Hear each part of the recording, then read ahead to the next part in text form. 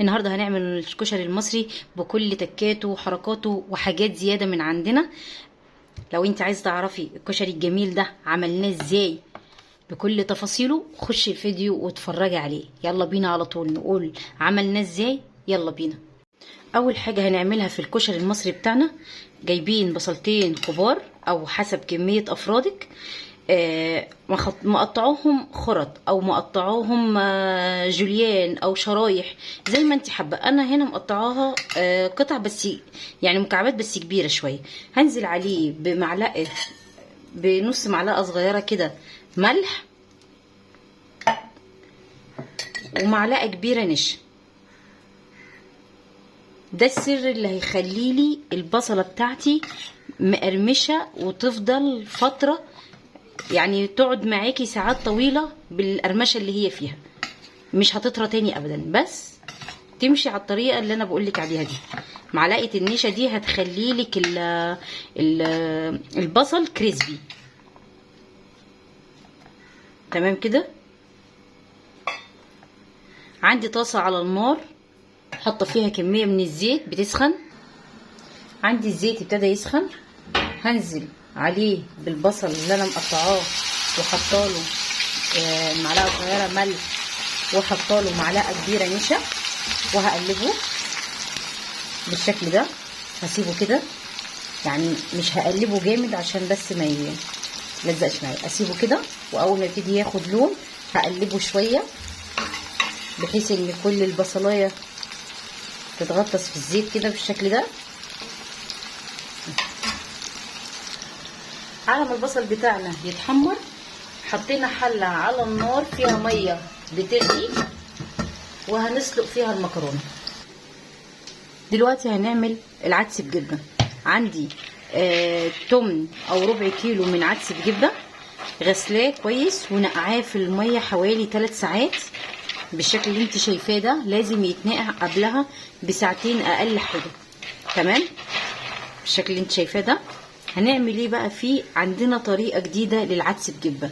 احنا المره دي مش هنسلقه، لا، احنا هنحطه على النار في كميه من الزيت ونفلفله زي الرز بالظبط، وهوريكم هنعمله ازاي.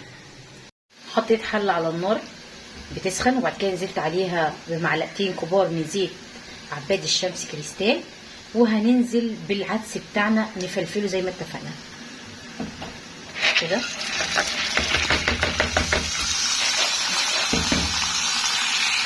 هنبتدي نقلبه.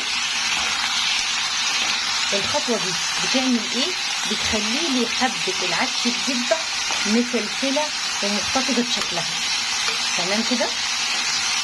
هسيبه يتفلفل. نيجي هنا عند البصله. البصله ابتدت تاخد لون الاصفر خفيف، هقلبها تقليبه خفيفه كده عشان البصل عندي ما يكتلش ويلزق في بعضه. تمام كده. الميه عندنا لسه بتغلي. بصوا كده العدس ابتدى عندي يتفلفل بالشكل اللي انت شايفاه ده، تحفه. هنبتدي نديله الميه بتاعته. هننزل الاول بكوبايه مليانه كده من الميه. نشوف ناقص تاني حوالي نص كوبايه. نزلت عندي بنص كوبايه تاني. الميه في مستوى العدس عشان انا مش عايزاه يستوي بزياده ويعجن، انا عايزه كل عدسايه لوحدها. هنحط له الملح والكمون بتاعه. هنزل عندي بنص معلقه صغيره كمون وكزبره ناشفه مطحونين، ونشوف الملح بتاعنا، ونص معلقه صغيره من الملح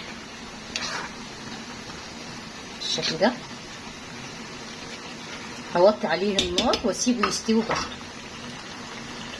بالشكل ده. نغطيه ونوطي النار زي ما اتفقنا ونسيبه يستوي. نروح بعد كده على المرحله الثانيه بتاعتنا. ميه المكرونه ابتدت تغلي، هنزل عليها بمعلقه من الملح،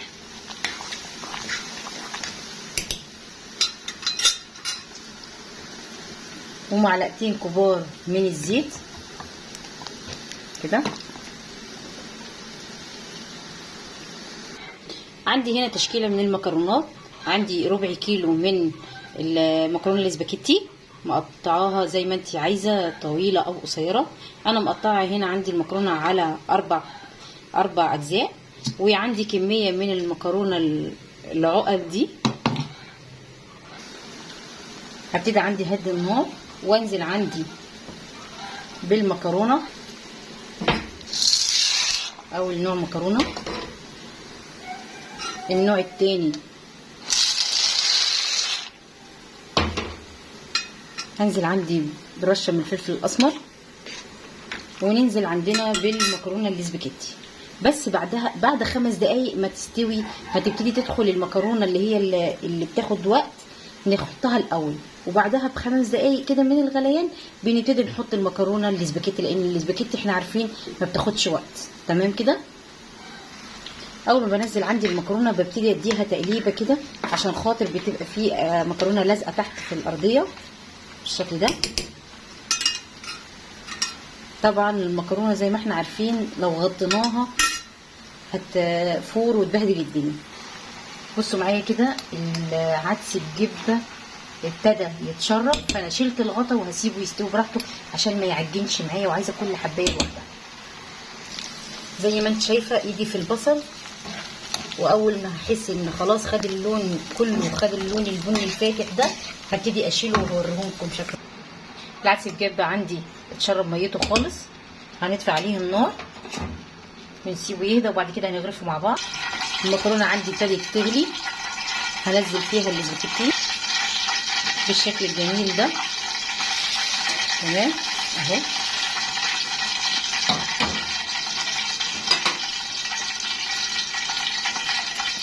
تمام اهو كده.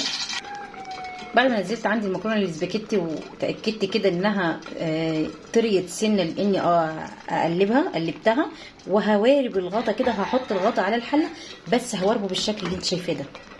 يعني ايه مواربه؟ يعني انا ما اقفلش الغطا كله واخلي بالي معاه، وههدي النار عليها خالص لما تستوي، بس مش عايزاها تتهري، انا عايزاها تبقى مستويه وفي نفس الوقت ماسكه نفسها. ابتدت عندي المكرونه تقلب وهتبتدي تنزل ميه لبره، لا شلت الغطا وايدي معاها كده سنه سنه عشان خاطر ما تكبكبش. لو حاسه ان الحله صغيره ممكن تقدري انك تنقليها في حله اكبر بالشكل ده.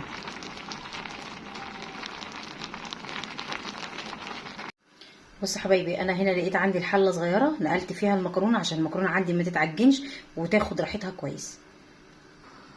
بصوا بقى المرحله اللي بعد كده عشان نعمل التسبيكه او الصوص الاحمر، صلصه الكشري المصري. شفتوا كده الزيت اللي احنا قلينا فيه البصل، انا مش هرميه، خدت منه حوالي 3 أو 4 معالق كبار كده منه، اللي هو الزيت اللي انا قليت فيه البصل، وهنزل فيه معلقه كبيره من الثوم بالشكل ده. ليه عملت بزيت البصله؟ عشان الصلصه بتاعتي تاخد تطعيمه البصل، بتخليها تحفه. مش هستناها انها تحمر، هنزل عليها بمعلقه كبيره من بالشكل ده، وهقلب كويس. انا بس خليت التومه يعني تاخد بس تقليبه في الزيت، انا عايزاها تنزل الزيت بتاعتها في الصلصه بتاعتها. بعد ما خدت تقليبتين التومه مع الخل، هنزل عليها بكميه من الصلصه، ودي يعني مش محدده. ليه بقى؟ انا هنا نزلت عندي بكوبايتين كبار، لان الصلصه دي حسب ما انت بتحبيها كتيره او قليله، او حسب عدد افراد اسرتك بالشكل ده. وزي ما اتفقنا طالما حطينا صلصه يبقى لازم رشه السكر بالشكل ده.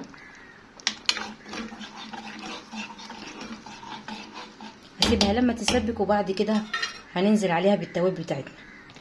دلوقتي المكرونه بتاعتي بعد ما اتسلقت انا هصفيها تمام من ميتها، وهوريكم شكلها. ودي شكل المكرونه بتاعتي بعد ما صفيتها وخدت ميتها.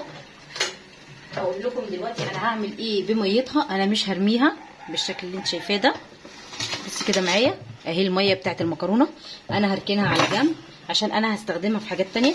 ودي عندي المكرونه بعد ما اتصفت من ميتها، هديها شطفه من الحنفيه واحط لها رشه ملح ورشه فلفل اسمر. اهي المكرونه بتاعتي بعد ما شطفتها عشان طبعا احنا بنشطف المكرونه ليه؟ عشان خاطر ما تبقاش زي كده. ايوه، ما تتلزقش في بعضها. تمام. ولما اجي اغرف الاقيها كل واحده لوحدها. تمام كده. وحطيت لها رشه ملح وفلفل اسمر، وهركنها على جنب لحد ما اجي استخدمها. وده البصل بتاعي بعد ما اتحمر وخد اللون بتاعه. سامعه المقرمش وطعمه تحفه حكايه. صفيته من الزيت وادي حطيته في طبق لحد ما نيجي نغرف، وهنغرفه مع بعض. وده العدس بجبه بتاعنا. بصوا الجمال، كل واحده حبتها تحفه.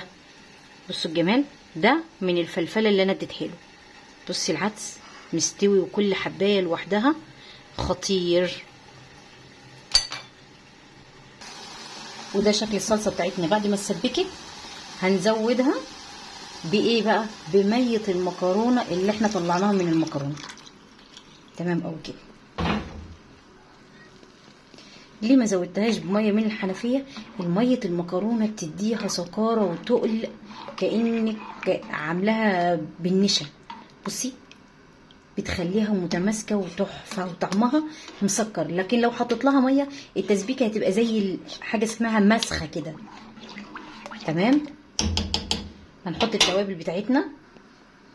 معلقه صغيره ملح ومعلقه صغيره كمون بالشكل ده. بعد ما حطيت لها التوابل هسيبها بقى تاخد وتدي مع بعضها شويه كده بعد الميه اللي انا حطيتها. ولو حسيتها انها تقيله بزياده بحط لها حبه، ما مش تقيله يبقى كده تمام او كده.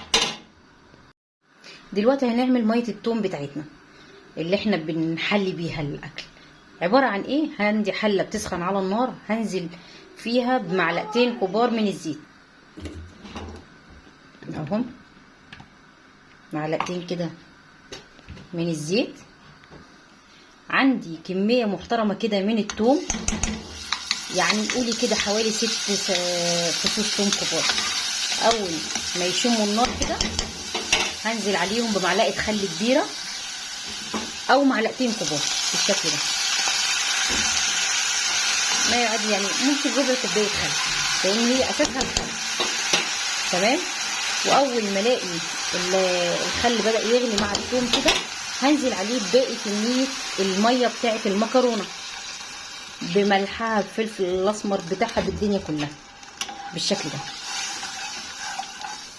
وهنزل عليها بحوالي كوبايتين ميه تاني. ادي اول كوبايه وادي تاني كوبايه. اول ما يبتدي يغلي الثوم بالميه كده والاقي ريحتها بدات تطلع هننزل عليها بالتوابل بتاعتنا اللي احنا هنشوفها مع بعض. ودي شكل التومه بتاعتي بعد ما ابتدت تغلي بالشكل اللي انت شايفاه ده. هنزل عليها بمعلقه صغيره من الملح. تمام. ومعلقه صغيره من الكمون وليمونتين كبار. وده شكل التومه بتاعتي بعد ما غليت. تمام كده. جبت عندي ليمونتين فريش كده زي ما انت شايفه وقطعته نصاص وطلعت منه البذر، واتاكد ان البذر طلع منه عشان التومه بتاعتي ما تمررش بالشكل اللي انت شايفاه ده. تمام او كده. هعصرهم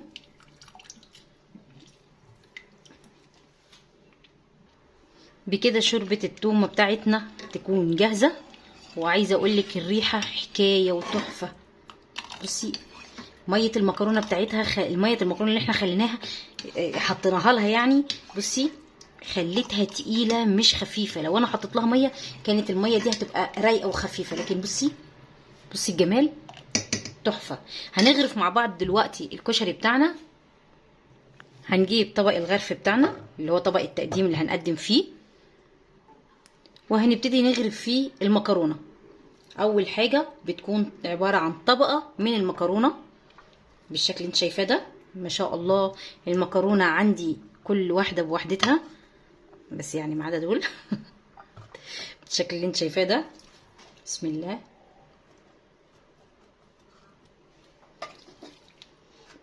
تمام. طبقه حلوه كده محترمه.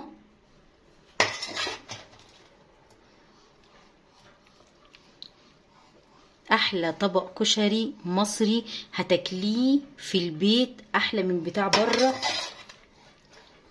واضمن، ومكونات كلها سهله وبسيطه، بس تكات اجمل واحلى واطعم. هتلاقي له طعم احلى من بره بالشكل ده. انا طبعا بغرف في العيله. دي عندنا ملزقه كده في بعض اهي. نجيب جزء من المكرونه الاسباجيتي بالشكل ده. تمام كده.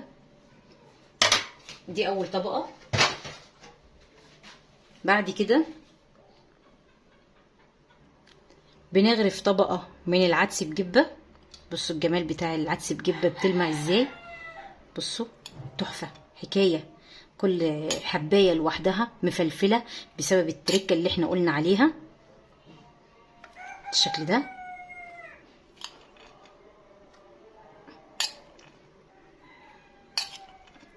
ما شاء الله طعمه حكايه، ريحته خطيره.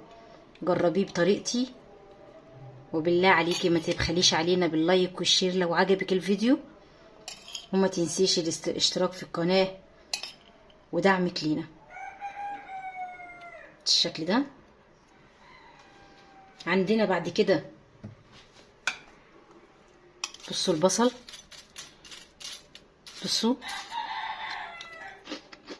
سمعة حكاية خطير، صدقيني طعمه تحفة ومقرمش، وهيفضل معاكي مقرمش لحد يومين 3، وانا اطراهن معاكي.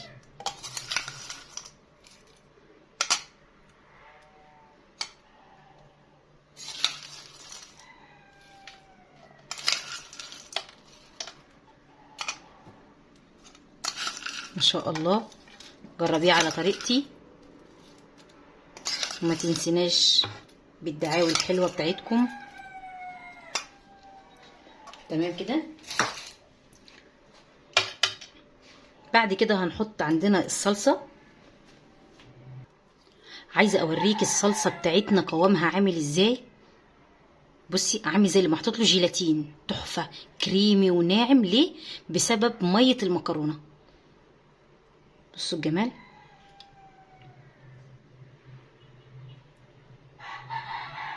تحفه حكايه، جربيها وهتدعي لي. بصوا الجمال.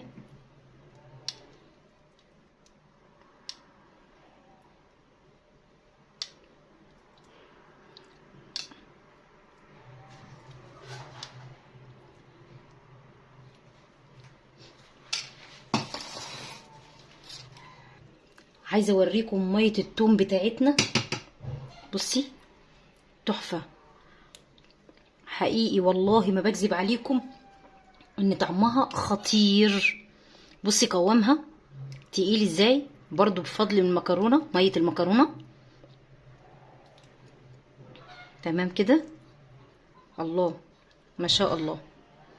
وبكده يكون الكشري المصري بتاعنا جاهز للاكل. جربيه على طريقتنا وبالهنا والشفا. ما تنسيناش لو عجبك الفيديو لايك وشير وسبسكرايب، وتفعلي معانا الجرس عشان يوصلك منا اشعار بكل فيديو بنعمله. ودعمكم بالله عليكم، والسلام عليكم ورحمة الله وبركاته. دمتم في حفظ الله.